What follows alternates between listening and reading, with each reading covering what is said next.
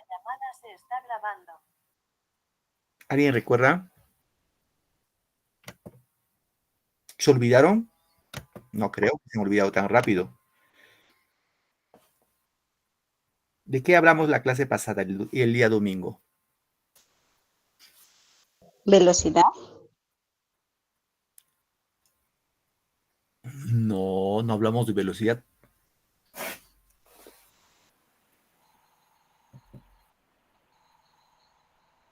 Profesor, buenas tardes.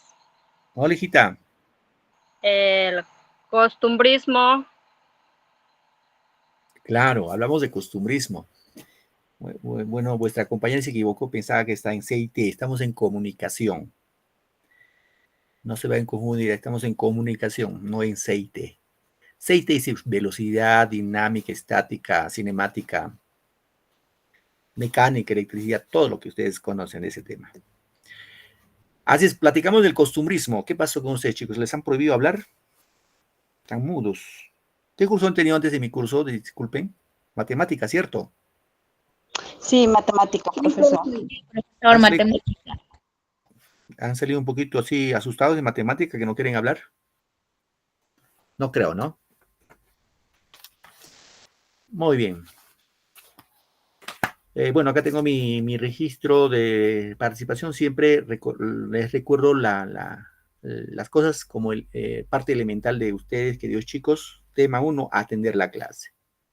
¿Sí? Tema 1, atender la clase. Tema 2, tomar apuntes. Tomen apuntes. Tengan un cuaderno de apuntes. Si no, así como hoy les he preguntado qué temas hemos hablado, o así no sé qué tema hemos hablado. Si tienes tu apunte, rápido revisa si sabes qué tema hemos platicado. Y eso te permite revisarlo. Y la idea es que cuando tú tomes apunte, bueno, es tomar todo lo que está escrito ahí en el PPT o lo que dice el profesor sería absurdo, sino lo que tú consideres importante. ¿Sí? Y tercero, es participar en clase. Tienen que participar, no tengan temor de hablar.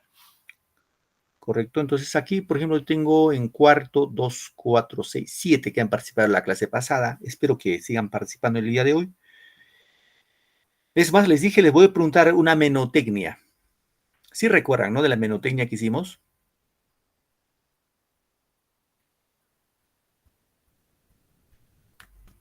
¿O no se recuerdan?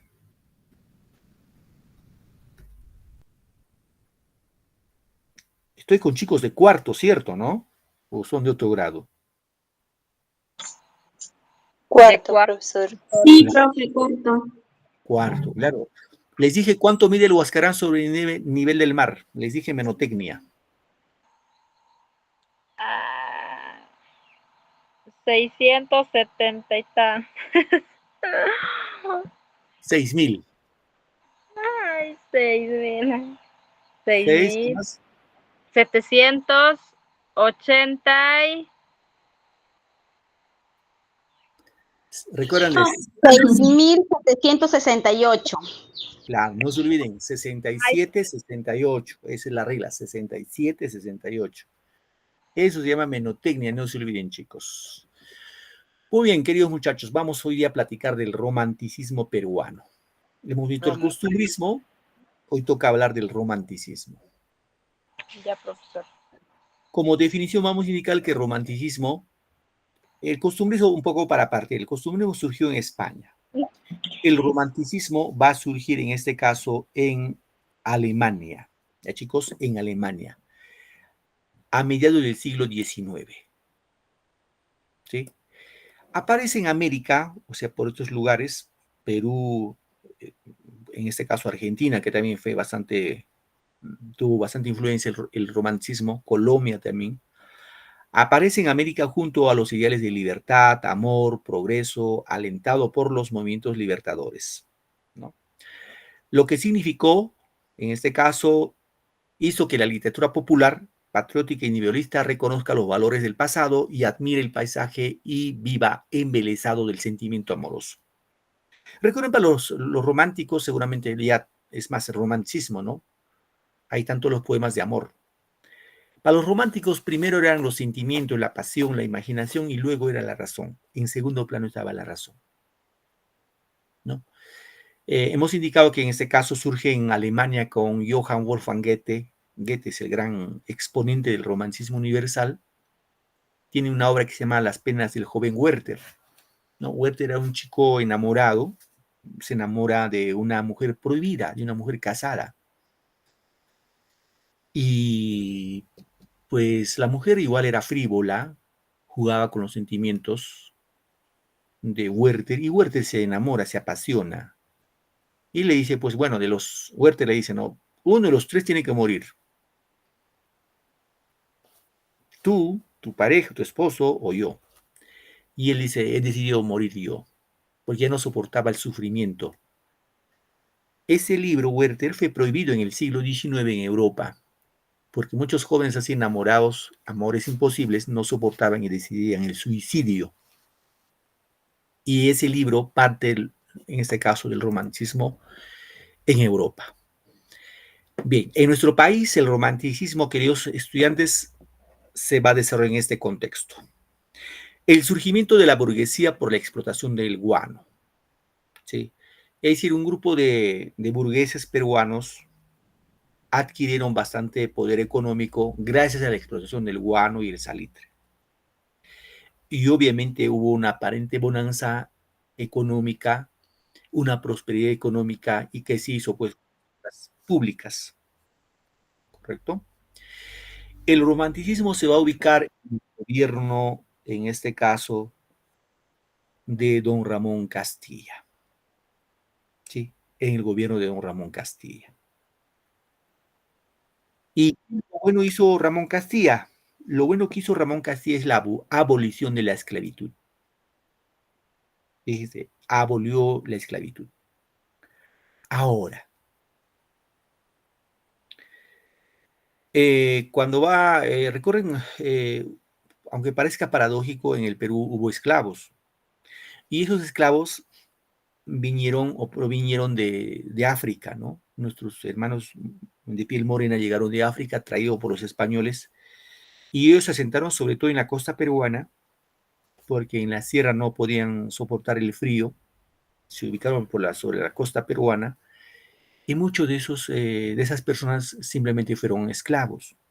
Y ya saben, los esclavos pues no tienen ningún derecho, era como un animalito. Si yo quería iba pues al mercado, me gustaba ahí un esclavo que estaba en venta, me lo compraba. Lo llevaba a mi casa, seguramente le daba algo de comer y de vestir, y hacía mis mandados, pero no le pagaba nada. Y si me cansaba de mi esclavo, pues lo llevaba al mercado y lo vendía. Entonces Ramón Castilla abolió la esclavitud que hubo en el Perú, ¿no?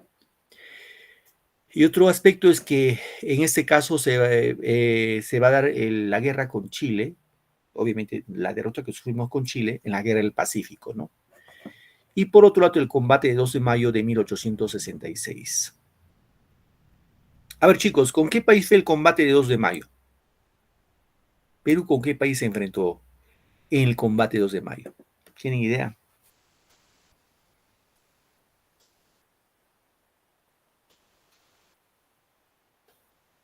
¿No tienen idea? Chile, profesor. No. Chile, profesor. No, no fue Chile. Chile empezó la guerra en 1879 y finalizó en 1883. El combate Ya. 2 de mayo fue en 1866, fue antes. Bien, un poco para ubicarlo, o sea, la guerra fue con España. Hay que recordar que el Perú logró su independencia en 1824 con la batalla de Ayacucho, si recuerdan. El 9 de diciembre de 1824, la batalla de Ayacucho se desarrolla y el ejército patriota derrota al ejército español y se da la capitulación de Ayacucho, en la cual los españoles dicen, pues a partir de la fecha el Perú es libre. 1824. En 1866 los españoles quisieron nuevamente volver a conquistarnos. Bueno, esa vez no vinieron con caballo, vinieron por mar, con barcos. Frente a Callao hubo un combate. Los españoles y el ejército patriota, ¿no? Bien. Bueno, en este caso, el ejército patriota, los peruanos no permitieron ingresar a los barcos españoles y se regresaron por donde vinieron. Bien, continuamos. ¿Qué características tiene la literatura romántica, el romancismo peruano? Va a haber una imitación de las formas francesas y españolas. Es decir, los románticos peruanos van a imitar a escritores franceses como Víctor Hugo y españoles como Gustavo Adolfo Bécquer. ¿Qué más? Destaca principalmente en el género lírico. Cuando hablamos de género lírico, hablamos de la poesía lírica y se trabajó mayormente en el dramático, en el teatro. El romancismo peruano se va a caracterizar por su sentimentalismo, ¿sí? En ese caso vamos a encontrar la angustia, el dolor presente dentro de la poesía lírica. Se resaltan los valores de la ciudad, sobre todo igual como siempre Lima fue el centro de operación del romanticismo. En las provincias no hubo. El retoricismo, la retórica y la superficialidad de en este caso, de las formas como se va a percibir el romanticismo. Y también es aristocrático y coyuntural. Los representantes del romanticismo vamos a encontrar como ejemplo a Nicolás Corpancho. Este Nicolás Corpancho es el que introdujo el romanticismo de Europa a América y lo trajo al Perú, ¿no? Aunque de forma tardía, pero llegó, él lo trajo. Tiene una obra que se llama El Poeta Cruzado. Tenemos otro escritor, Narciso Arestegui, con su obra El Padre Ora. Luis Benjamín Cisneros, con su obra Julia. Pedro Paz Soldán, con su obra Sonetos y Chispazos. A Clemente Altaus, con su obra Poesías Patrióticas y Religiosas. José Arnaldo Márquez, con su obra Notas Perdidas. Entre otros, ¿no? Bueno, acá tenemos a los dos máximos exponentes del romanticismo. Uno que es Carlos Augusto Salaverry y otro que es don Ricardo Palma. A ver, chicos. Pregunto, ¿cuál fue el presidente más joven que ha tenido el Perú?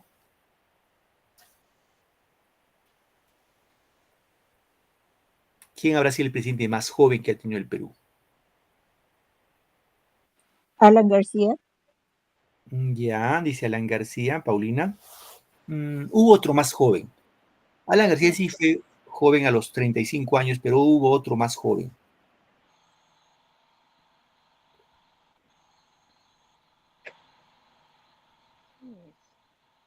Felipe Santiago. Así es, Felipe Santiago Salaverry. Ojo, chicos, eso siempre ustedes tienen que manejar como parte de su cultura general, porque luego en un examen les pueden preguntar eso. El presidente más joven que tuvo el Perú, no se olviden que es Felipe Santiago Salaverry, el papá de Carlos Augusto Salaverry. Claro, él fue entendido presidente, si mal no recuerdo, tenía 29 años o 30 años de edad, pero él fue un militar que entró al poder por golpe de estado y fue presidente por un mes. Al cabo de un mes lo fusilaron al pobre por usurpador, pero fue presidente, aunque no nos guste, pero fue presidente. Es el presidente más joven que tuvo el Perú. Repito, el papá de Carlos Augusto Salaverry, que estamos nombrando aquí en la pantalla. ¿Cuántos años tenía, profesor? Si mal no ¿Con recuerdo, cuántos años? 29, 30 años. Promedio de ahí, no exactamente no recuerdo, pero es entre 29 y 30. 28 años, profesor. 28. Muy bien, 28 años. Bien, Carlos Augusto Salaverry, él más se va a vincular a la poesía romántica, a la poesía lírica. Es decir, Carlos Augusto Salaverry va a escribir sobre todo poesía amorosa. Y decía eso, por ejemplo, ¿no? Estrellas son tus ojos que iluminan cuanto ven.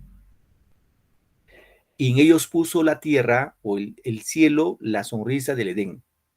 Si un ángel te hizo Dios, busquemos sombra aquí y el nido de amor para los dos. Entonces, Carlos Augusto Salaverry desarrolla en nuestro país una poesía, un romanticismo de tipo sentimental. Chicos, repito, Carlos Augusto Salaverry desarrolla un romanticismo sentimental. ¿Por qué? Porque sus poemas son netamente amorosos. El otro escritor tenemos a Ricardo Palma Soriano.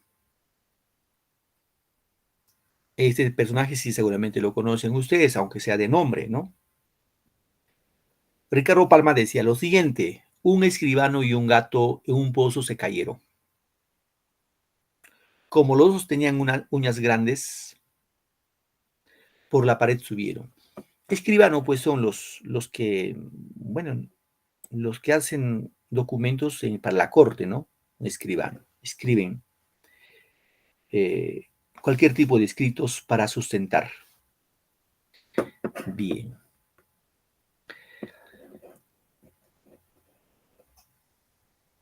Poco vemos acerca de la vida de Ricardo Palma. Su nombre completo es Ricardo o Manuel Ricardo Palma Soriano. El género que desarrolló es el género narrativo. La especie que desarrolló son tradiciones. Su seudónimo se le llama El Bibliotecario Mendigo. Este es su seudónimo de don Ricardo Palma. ¿Saben por qué le dicen bibliotecario mendigo, chicos? ¿Tienen idea ustedes? ¿Por qué se llamará el bibliotecario mendigo a don Ricardo Palma?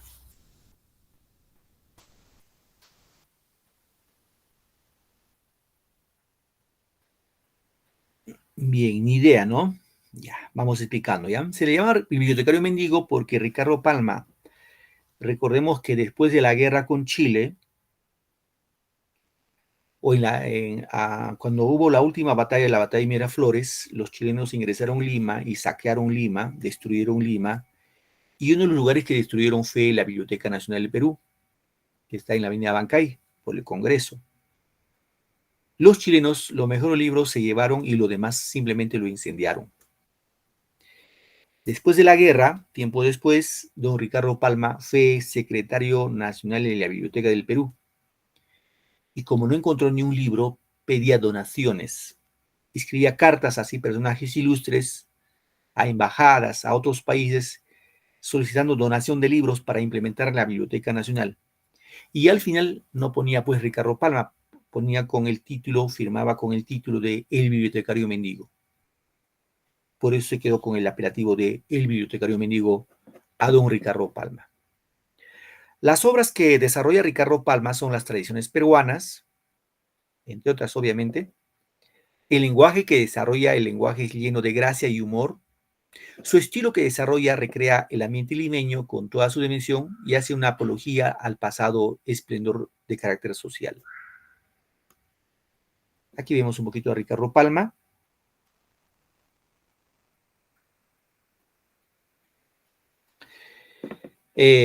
Como característica encontramos una fina sátira y elegante humor, ¿no? Utiliza un lenguaje bastante sencillo, fácil de comprender, de entender. Y ojo, pertenece al romanticismo social, al romanticismo histórico. Carlos Augusto Salaverry pertenece al romanticismo sentimental, Ricardo Palma pertenece al romanticismo social histórico. No hay que olvidarnos, por favor, son cosas elementales que tenemos que conocer. ¿Qué más? Es considerado como uno de los mejores prosistas de América, con ese prosistas que escribió en prosa. Ya hemos indicado el llamado El Bibliotecario Mendigo.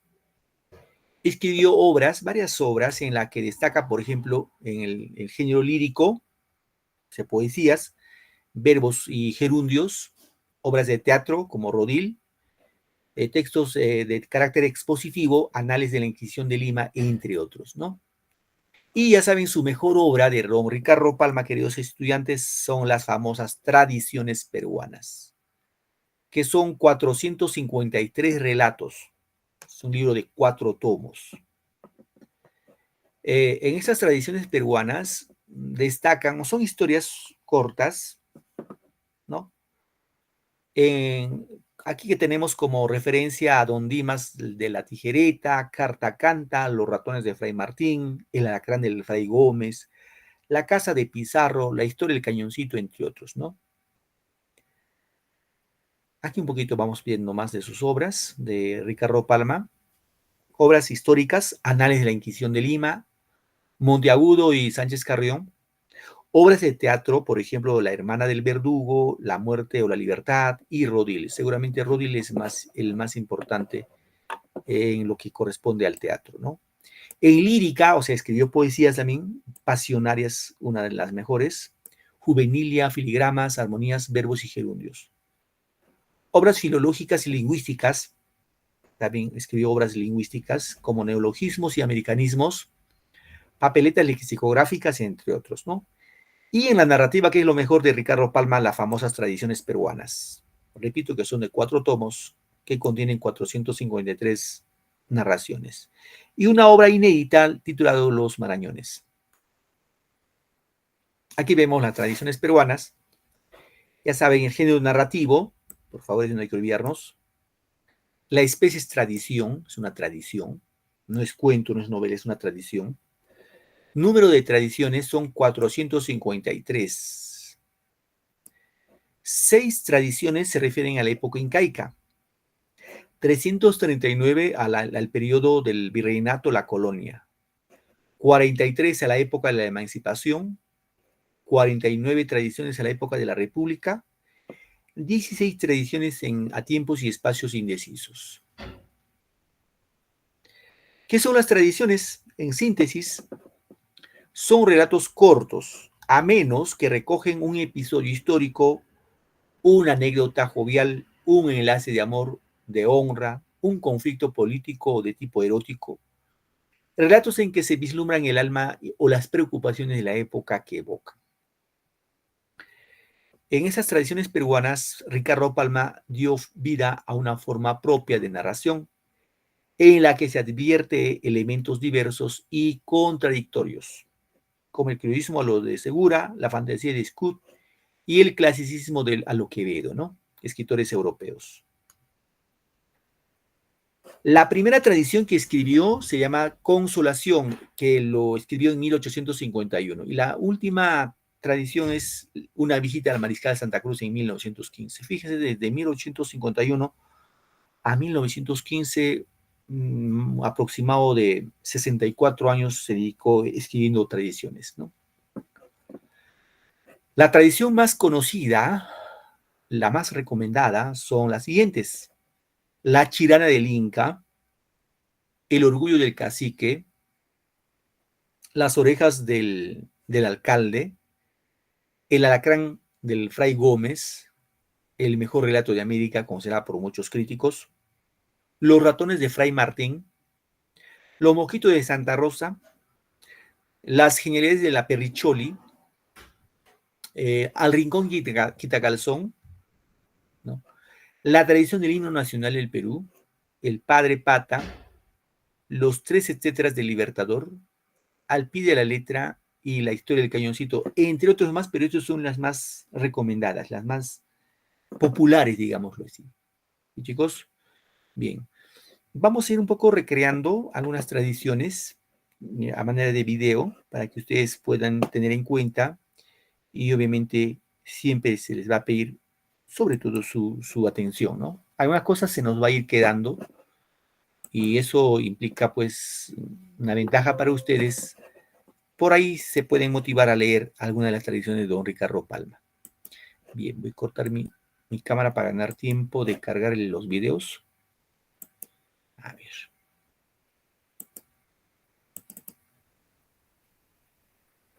Bien, vamos al la primera tradición, que tiene o lleva como título Al rincón Quitacalzón. Ojo, el nombre es sugerente, ¿ah? El nombre es sugerente, vamos a ver. Esto sobre todo lo van a vincular ustedes, queridos estudiantes, a la educación que se impartía antes. En la época de nuestros padres, la educación era más rigurosa. Quizás de sus padres, no, de sus abuelos podría ser. La educación era más rigurosa. Los maestros indicaban que la letra entra con sangre y se aplicaba pues castigo, ¿no? Se castigaba. Bueno, de eso se trata más o menos esta historia titulado, reitero, Al Rincón Quitacalzón.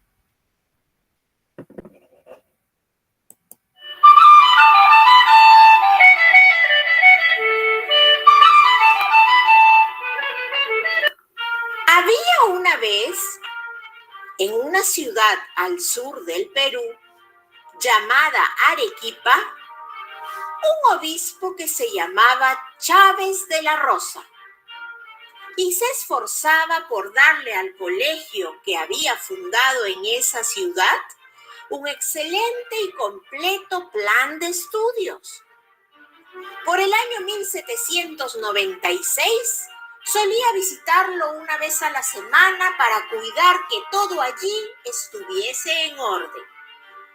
Fue así que en una de sus acostumbradas visitas, encontró que el maestro de latín no había acudido a dictar clases y que los alumnos, aprovechando su ausencia, andaban haciendo de las suyas. El obispo entonces decidió reemplazar por ese día a aquel profesor y empezó su clase pidiéndole a un muchacho declinar una palabra. Como éste se equivocó en el caso acusativo plural, el señor Chávez exclamó: ¡Al rincón Quitacalzón! En aquellos tiempos era habitual que los estudiantes desaplicados fueran enviados a un rincón del aula para recibir azotes. Pasó luego a otro alumno que, tras contestar incorrectamente, también fue condenado a sufrir la misma pena. Y así, cuando había más de una docena de arrinconados, le llegó el turno al más pequeñín y el más travieso de la clase. ¿Quid est ratio?, le preguntó el obispo. El jovencito miró al techo con la esperanza de recordar algo, y al no hacerlo, el señor Chávez lanzó la terrible sentencia: ¡al rincón Quitacalzón! El chiquillo se fue hablando entre dientes y el obispo, enojado, lo llamó nuevamente a su presencia para saber qué era lo que murmuraba. El jovencito terminó confesándole que también quería hacerle una pregunta. El obispo aceptó y el vivarracho chiquillo le dijo: pues, si no es atrevimiento, ¿me podría decir cuántos dominus vobiscum tiene la misa? El señor Chávez, al intentar recordarlo, levantó los ojos y en ese momento el chiquillo, muy sorprendido, murmuró: ¡ah! Él también mira al techo. Como el obispo no pudo contestar esa pregunta, todos los arrinconados fueron liberados del castigo al instante. Y desde aquel día, además de comprender que no se debía maltratar a los alumnos, el señor Chávez se convirtió en el protector de aquel inteligente, vivaz y despreocupado niño. Tiempo después, retornó a España y se llevó al cleriguito del Dominus Vobiscum, como cariñosamente lo llamaba.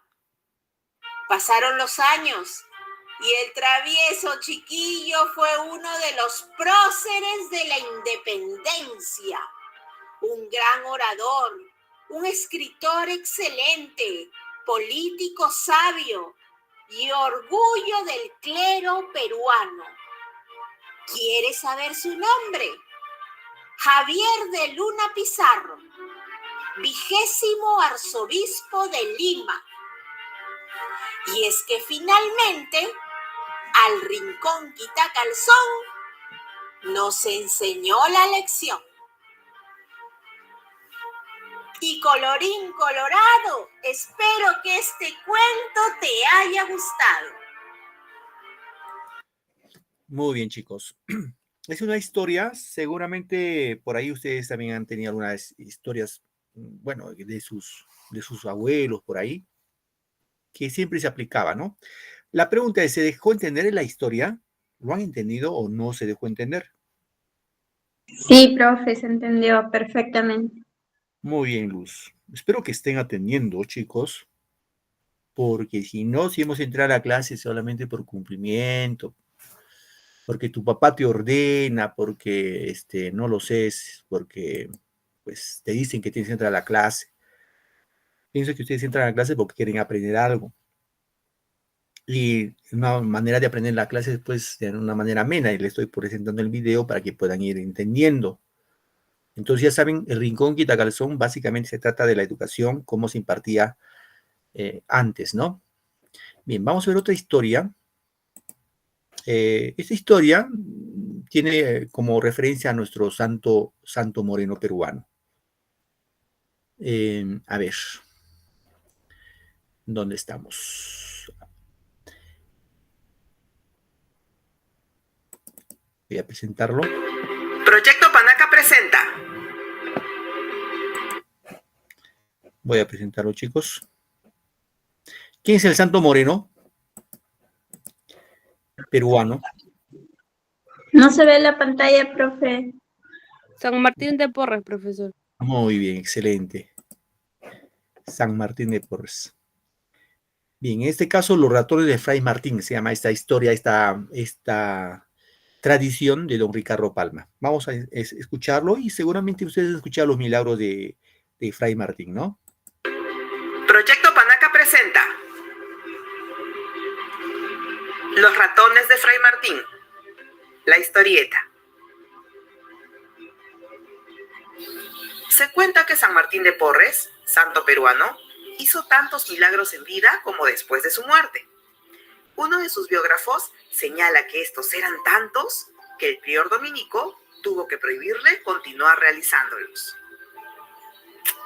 Y tanta era la obediencia del santo mulato que un día, al pasar el santo frente a un andamio, vio un albañil cayéndose de una altura considerable, por lo que deteniéndolo a media caída le dijo: Espera un rato, hermanito. ¡ay! Y fue raudo a conseguir el permiso del prior para culminar su rescate. Muchas gracias, Fray Martín. Me salvó la vida. Y siguiendo con sus milagros, se sabe que Fray Martín tuvo especial predilección por los ratones, animalitos llegados junto a los españoles que los indígenas llamaron ucuchas. Al mismo tiempo malgastó en mi Dios, que de nacer un ratón o a lo más dos. Siendo ya enfermero en el convento, era tal la invasión de ratones que los frailes pusieron trampas para acabar con ellos, siendo atrapado un ratoncito atraído por la carnada de queso. Encontrándolo en dicha circunstancia, San Martín liberó al pequeño ratoncillo y le pidió: Váyase, hermanito, y diga a sus compañeros que vayan a vivir al huerto, que yo les llevaré comida cada día. Claro que sí, se los diré ahora mismo. Resuelto el problema de los ratones, debemos mencionar que el santo mantenía en su celda a un perro y un gato, los mismos que vivían en fraternal concordia, tanto que comían del mismo plato. Un día, un ratoncillo atraído por la comida asomó de su agujero, ocasionando la molestia de los otros animales. Cálmense, criaturas del Señor, cálmense, que Dios da para los tres. Salgan sin cuidado, hermanito. Se ve que tiene hambre. Acérquese que no le harán daño. El ratoncillo, sin hacerse de rogar, aceptó la invitación y desde aquel día comió en amor y compañía del perro y del gato. Esta es una de las historias que fue relatada por el escritor peruano Ricardo Palma en su libro Tradiciones Peruanas, conjunto de relatos cortos de ficción histórica narrados de forma entretenida y publicados durante varios años en diversos diarios y revistas. Muy bien. También está claro, ¿no, chicos? ¿Se dejó entender? Sí, profesor. Sí, profe. Muy bien, chicos. Luego viene el examen, vamos a ver si han estado atentos.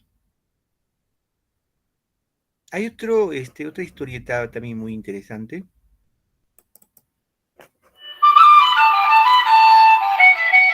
A ver, vamos a proyectarlo. Ese es El alacrán de Fray Gómez. Es una historia de un sacerdote que hace milagros también, ¿no? A ver.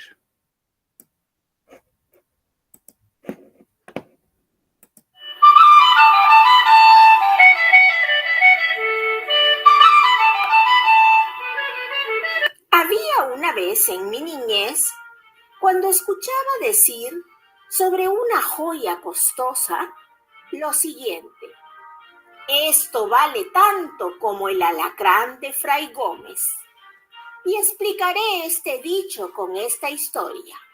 Fray Gómez era un devoto. Hizo muchos milagros en Lima. Un día un caballo desbocado arrojó a su jinete. El hombre quedó patitieso, arrojando sangre por la nariz y la boca. Fray Gómez se acercó, le puso el cordón de sus hábitos en los labios, le echó 3 bendiciones y el descalabrado se levantó tan fresco como sin nada.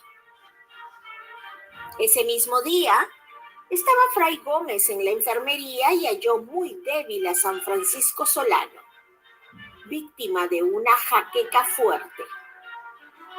«Necesita comer», le dijo Fray Gómez. Y el santo respondió: «Solo comería con gusto un par de pejerreyes». Fray Gómez metió la mano en el bolsillo y sacó 2 pejerreyes, tan frescos como recién salidos del mar. Los guisó y quedó San Francisco curado como por arte de magia. Una mañana Fray Gómez estaba en una celda, cuando llamaron a su puerta con unos ligeros golpecitos, y una voz quejumbrosa dijo: «Soy buhonero, tengo familia y mi negocio no prospera. Parece que Dios se ha olvidado de mí. He tocado muchas puertas para pedir un préstamo y nada he conseguido. Y en mis deliberes pensé pedírselo a usted», dijo el noble buhonero. «¿Cómo imagina, hijo mío, que en esta tan triste celda pueda tener yo esa cantidad de dinero?». Entonces respondió el castellano: «Tengo fe de que no me dejará ir desconsolado». «La fe lo salvará, hermano. Espere un momento». Y fue así que Fray Gómez, paseando los ojos por las desnudas paredes, vio un alacrán que caminaba por el marco de la ventana. Entonces arrancó una página de un viejo libro y cogió a la sabandija, la envolvió y se la entregó al visitante. «Tome y procure devolverme esta joya en 6 meses». El buhonero agradeció mucho y se encaminó deprisa a la tienda de un usurero.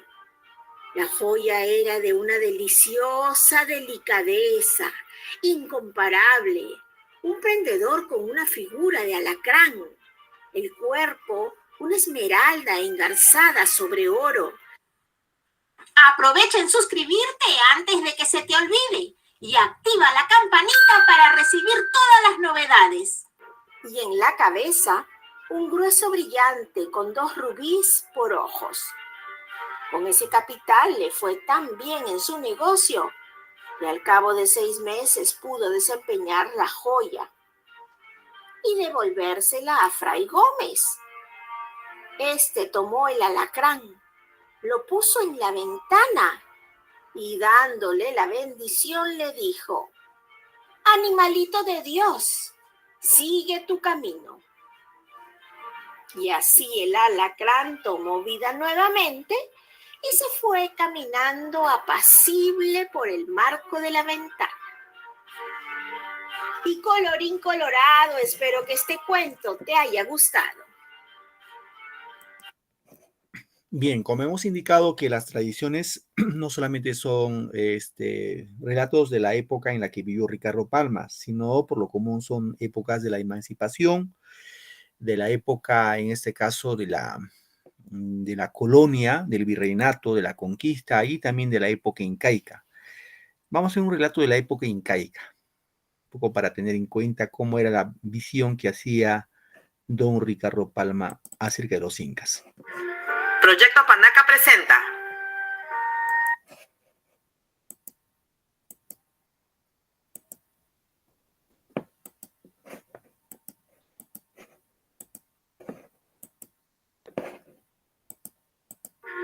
Proyecto Panaca presenta Los Incas ajedrecistas. La historieta. El ajedrez, juego introducido en el Nuevo Mundo por los españoles, fue a su vez llevado a la península ibérica por los moros, quienes dominaron España durante 7 siglos. Atahualpa, cautivo y a la espera del pago de su rescate, observaba regularmente y en silencio a Hernando de Soto jugar las partidas de ajedrez con otros soldados españoles. Así, una tarde en la que se enfrentaban de Soto y Riquelme, vio al primero con la intención de mover su caballo. No, capitán, no. El castillo. Ante la sorpresa general de los contendientes y el improvisado público, de Soto movería la torre, con lo que jugadas después conseguiría el triunfo de la partida. Mate. Después de aquella tarde, sería costumbre que el español invitara a Atahualpa a jugar una partida, cediéndole siempre las piezas blancas. Según se dice, Atahualpa pagó con la muerte el consejo dado a De Soto en la derrota de Riquelme, pues este último fue uno de los 13 jueces que votaron a favor de su sentencia de muerte. Muerto Atahualpa, Pizarro se dirigiría a Cusco para asegurar que había castigado al usurpador y asesino del legítimo inca, Huáscar, prometiendo entregar la insignia imperial a Manco Inca. No os asustéis. No hemos venido a quitaros sus señoríos ni propiedades, sino a coronar al nuevo Inca. Posteriormente, luego de la ruptura de las relaciones entre el Inca y los españoles, Manco establecería su gobierno en Vilcabamba y desde ahí observaría la guerra civil desatada entre pizarristas y almagristas. Muerto Diego de Almagro el Mozo, aproximadamente una docena de sus partidarios buscarían refugio donde Manco Inca, quien había brindado algunos servicios a su causa. Así, el Inca y sus huéspedes pasarían las tardes entreteniéndose particularmente con el ajedrez.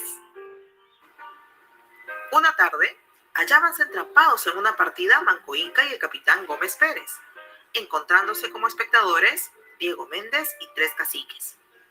En medio del juego, Manco realizaría un enroque no consentido por las prácticas del juego, por lo que despectivamente su contrincante le espetaría.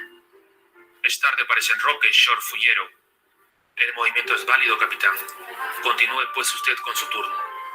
Gómez Pérez insistió en su postura y mirando a su paisano Diego Méndez le dijo: Mire, capitán, con lo que me sale este indio. El Inca entonces abofeteó al español, recibiendo como respuesta de su huésped 2 puñaladas que lo llevarían a la muerte. La muerte del Inca no quedaría impune, y sus soldados harían pedazos al asesino y a todos los españoles que habían pedido refugio. Esta es una de las historias que fueron contadas por el escritor peruano Ricardo Palma en su libro Apéndice a mis últimas tradiciones peruanas, conjunto de relatos de ficción con trasfondo histórico publicados durante varios años en diversos diarios y revistas.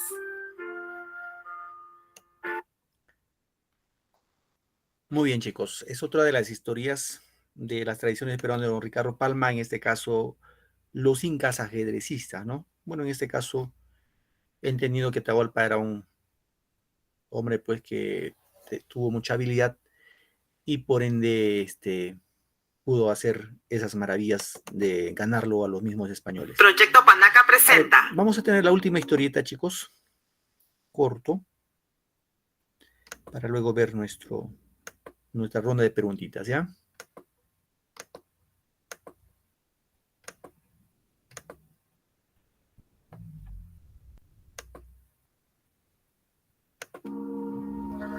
La Chirana del Inca. La historieta. En 1412, el Inca Pachacútec, acompañado de su hijo, el príncipe imperial Yupanqui, y de su hermano, Cápac Yupanqui, emprendió la conquista del Valle de Ica, siendo su intención, a pesar de estar acompañado por 40.000 guerreros, someter dicho lugar sin hacer uso de las armas, lo que consiguió recibiendo la aceptación del pueblo iqueño. Durante el recorrido oficial a su nuevo territorio, detúvose Pachacútec en el pago llamado Tate, propiedad de una anciana quien lo ocupaba junto a su bellísima hija.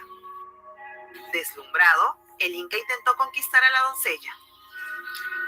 He encontrado a la paloma más bella de todo este valle. Quisiera llevarte al Cusco y veas con tus ojos la majestuosidad de tu señor. Sin embargo, la joven, cuyo corazón ya pertenecía a otro joven del lugar, tuvo que rechazar las pretensiones del soberano. Finalmente, al perder Pachacútec toda esperanza de ser correspondido, Quédate en paz, paloma de este valle, y que nunca la niebla del dolor tienda su velo sobre el cielo de tu alma. Pídeme alguna merced que a ti y a los tuyos haga recordar siempre el amor que me inspiraste. Señor, grande eres y para ti no hay imposibles. Venciérasme con tu nobleza a no tener ya el alma esclava de otro dueño. Nada debo pedirte, que quien dones recibe, obligada queda. Pero si te satisface la gratitud de mi pueblo, ruégote que des agua a esta comarca. Siembra beneficios y tendrás cosechas de bendiciones. Reina, Señor, sobre corazones agradecidos, más que sobre hombres que tímidos se inclinan ante ti, deslumbrados por tu esplendor. Discreta eres, doncella de la negra crencha, y así me cautivas con tu palabra como con el fuego de tu mirada. Adiós, ilusorio ensueño de mi vida. Espera 10 días y verás realizado lo que me pides. dicho eso, el Inca subió al anda de oro que lo esperaba con los nobles del reino conduciéndolo y se marchó del lugar. Adiós, y no te olvides de tu rey. Así, tal y como lo prometió, durante 10 días, los 40.000 guerreros del Inca se ocuparon en abrir el cauce que empieza en los terrenos del Molino y del Trapiche y termina en Tate, Heredad o Pago, donde vivía la hermosa joven. Sus aguas suministraron abundante riego a las haciendas de ese hermoso valle. Este es el origen de la Chirana, voz que significa lo que corre limpiamente hacia lo que es hermoso.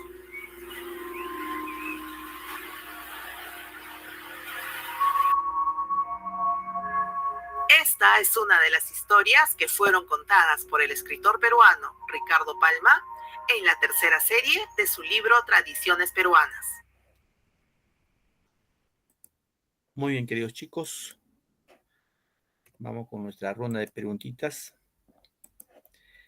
Todo en función de lo que hemos ido platicando en la clase. Ya, a ver, vamos a ver.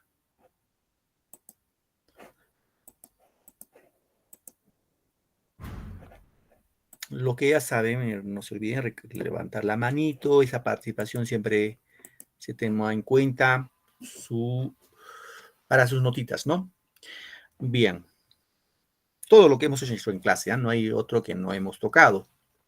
Dice, el romanticismo se desarrolla durante el gobierno de Augusto B. Leguía, Ramón Castilla, Nicolás de Piérola, Velasco Alvarado o José de la Torre Ugarte.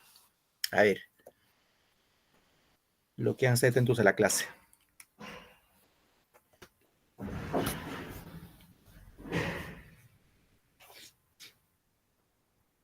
No creo que me digan que nadie ha entendido esa parte, porque sí lo he explicado. Es más, no solamente lo hemos mencionado, sino hemos explicado. ¿Nadie recuerda?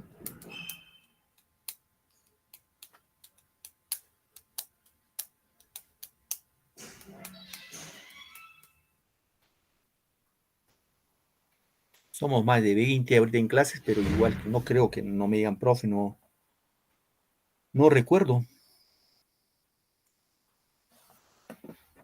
Ramón Castilla, ¿Cuál es tu apellido? Chinchay, Muy bien, Luz. Chincha, ¿y tu otro apellido cuál es? Salvador.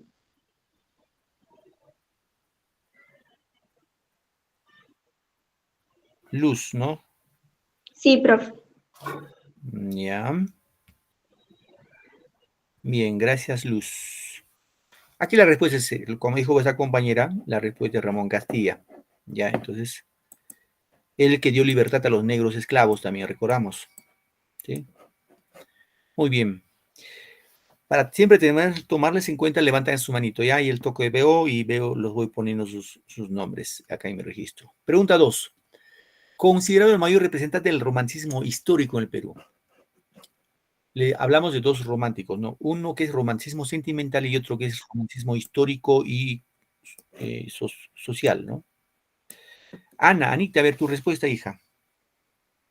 Salaberry y Ricardo Palma. Uno de ellos, quédate bien con Salaverry y con Ricardo Palma. Salaberry. Ya, tú eres Torres Rodríguez, ¿cierto? Sí. Ana, muy bien. Paulina, tu respuesta, hija. Ricardo Palma. Tú eres Puente Pollo, ¿no? Sí. Hermelinda. Tu respuesta, Hermelinda. Ricardo Palma, profesor. Tú eres Portalatino Inocencio, ¿cierto? Sí, profesor, Portalatino.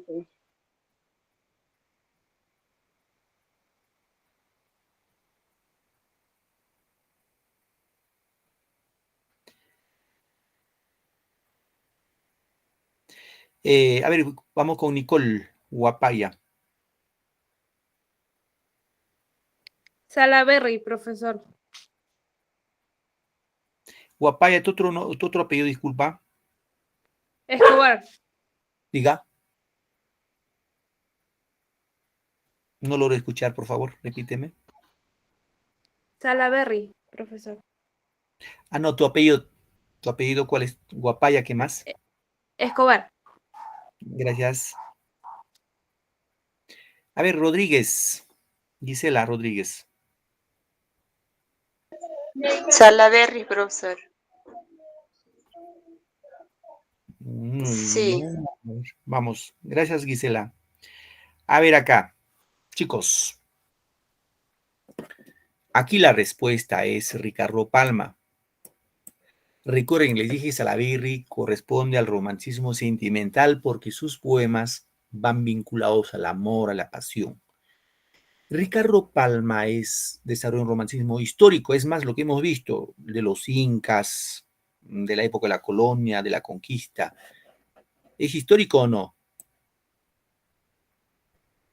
Sí, profe. Así es. Claro que sí, es histórico. Sí, histórico esa parte, ya chicos, no se olviden. Y la última pregunta. Uno de los autores no pertenece al romanticismo. A ver. ¿Quién dice yo, profe? ¿Quién no es romántico? Levanten la manito para...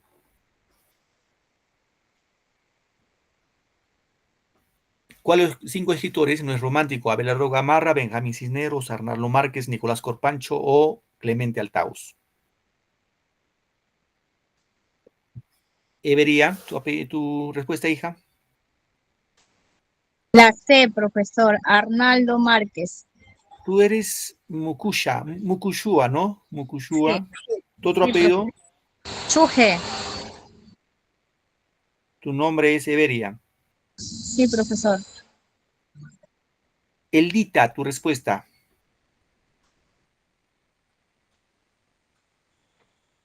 Profesor, la C. La C.